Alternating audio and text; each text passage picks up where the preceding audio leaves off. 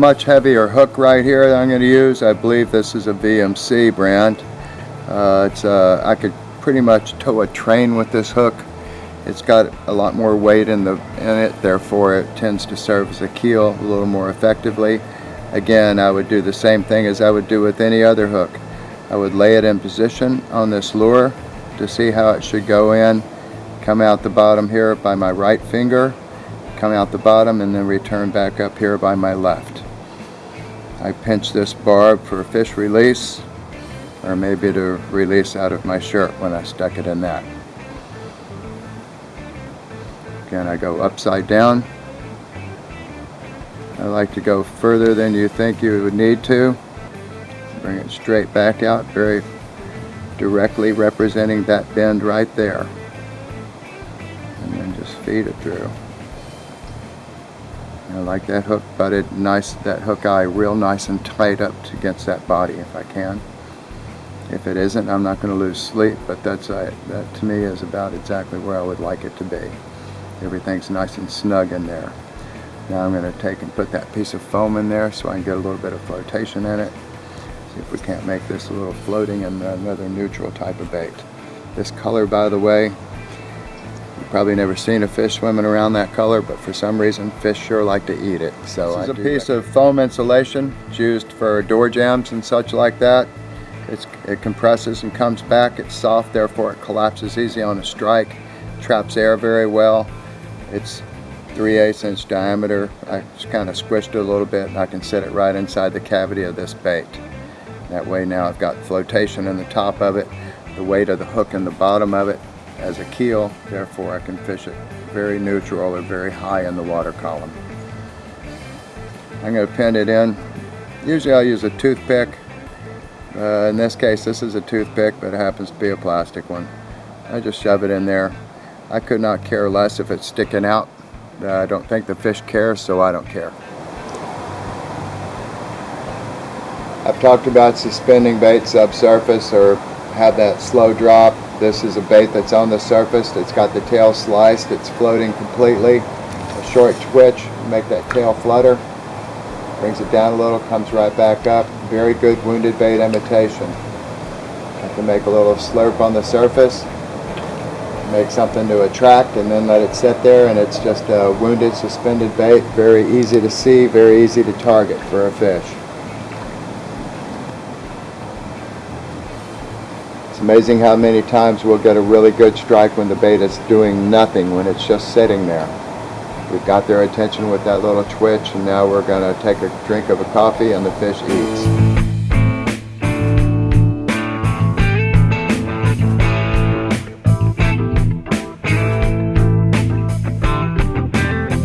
Alright, I'm going to add a little piece of our pinch weight. This will be our pinch weight right here. It's a soft lead. It's got the groove in it. I can slide right over the hook.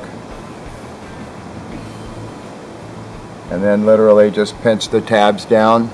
I usually just use my thumb and forefinger and my fingernails to do it. If I use my fingernails, it'll stay and I can peel it back off. When I'm out fishing for my saltwater fish or freshwater, something bites it off, I'll always just save a couple of these because I will take one of those legs and I'll put it right in that groove. By putting that piece of plastic in that groove, wherever I pinch this weight on, it's going to want to stay in that position. I'm going to put this over the bait. I'm going to start using my thumbnail, pinching those tabs down on both sides. Now I pinch these tabs down over this bait. Now wherever I slide that weight, it's going to stay exactly where I want it to stay. I like this to be just slightly forward. This will let this lure drop basically at an angle like this. We'll give that a try. Then I'll cut that weight in half and use it where it'll just drop a little bit more slowly. Alright, the Airhead here has one of our 1/8 ounce pinch weights right on the base of our 5/0 hook. And that's going to let this bait, it almost swims downward, it pivots. The weight actually acts as a pendulum, and so it tends to swing side to side as it drops. Gives it a very good wounded bait drop, and then you can really focus on that drop on the strike. Again, simple is better in many, many cases. If I want to catch bluefish or jacks, I may want to work it a lot, but generally I'm wanting to catch trout, snook, reds, largemouth bass, tarpon, other stupid fish. But that pivot, if I bring this bait, I can work this bait, twitch, twitch, and then let it fall, twitch, let it fall, twitch, let it fall. We'll do a quick countdown here where this bait is in about 4 feet of water right now. 1001, 1002, 1003, 1004. Took about 4 seconds, a little bit more than that, for it to drop in that 4 feet of water, so you could assume it's going to drop about a foot a second. I think it's dropping slightly slower than a foot a second right now. So if you were doing a countdown wanting to get this bait on top of the grass, it would lend itself to that sort of thing. But again, vertical jigging, you can see it's got a tremendous amount of flash with very little effort.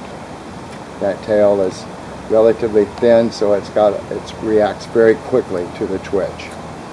Alright, now I'm going to cut that weight in half, and we'll simply have a slower drop. We'll do a time on it and see how long it takes. The bait's not going to drop exactly the same speed every time. 1001, 1002, 1003. I'd say it's almost taking closer to 5 seconds with this 1/8 ounce weight on the belly. This weight would give me a chance to cast this lure a long ways. Alright, now I'm going to cut that bait in half. I'm going to cut the weight in half, and we'll do a quick test and see how long it takes to sink to the bottom. Otherwise, everything's going to pretty much be the same. It'll still fall nice and slow. It'll fall probably about maybe a third again slower than it did this last time. Then we'll do.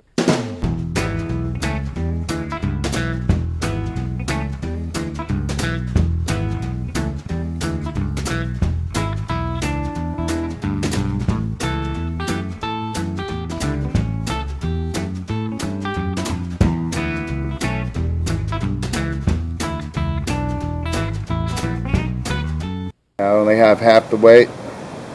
It's still going to sink almost identical. Notice I'm going to, what's referred to as skin hooking. This hook is sticking out above the plastic. I'm going to slide this bait somewhat forward and then pin it into there and let that pinch into the top of the plastic. So now my hook is very weedless. I can bring it through all the grass and different miscellaneous weeds and stuff that you deal with when you're fishing for bass or reds and super thick cover. So it'll still collapse easily on the strike and expose the hook, but it buries it so it doesn't pick up miscellaneous stuff while you're fishing. Alright, now we've moved this, we've cut the pinch weight in half, so we're fishing with a little more than a 1/16 of an ounce right there. We've got that little shrimp leg in there to keep it in position. Notice that that pinch weight is about halfway down the base of that hook. And that will allow this bait to drop nice and flat, just slightly forward, and has that same rocking drop swim as it did with the 8th. And notice as soon as you pull it up, all of that flash. If I'm vertical jigging, that will drive a fish crazy, especially when you can move it a couple times and then just let it fall where it makes it easy for him to eat. So this time we're going to, just for the sake of testing, drop this right on the surface. 1002, 1003, 1004, 1005. Probably close to 6 seconds, about another 50% time drop versus the quarter, which would be about what I would have thought it would have been. But again, it's got a really nice little pivot, so after I give that "oh no, I'm wounded" look, then I'm going to let it drop and just do that nice slow death drop down, which is when that fish likes to eat.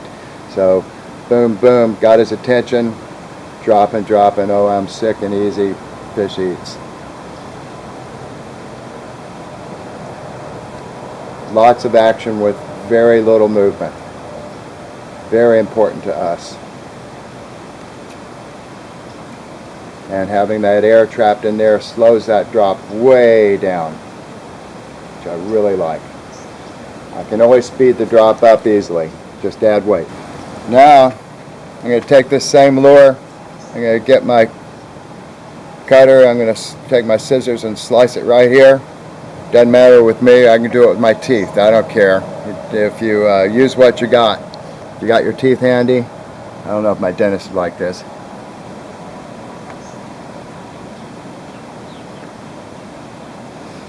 Just basically, I just made a perforated line. But the bottom line is, that's all you have to do, is get a cut like that, where as your water's flowing this direction, it's going to catch this and it's going to make it real unsteady and make it wobble across and make a tremendous amount of flash, with both whether it's on the surface or whether it's subsurface. So let's demonstrate this a little bit real quick.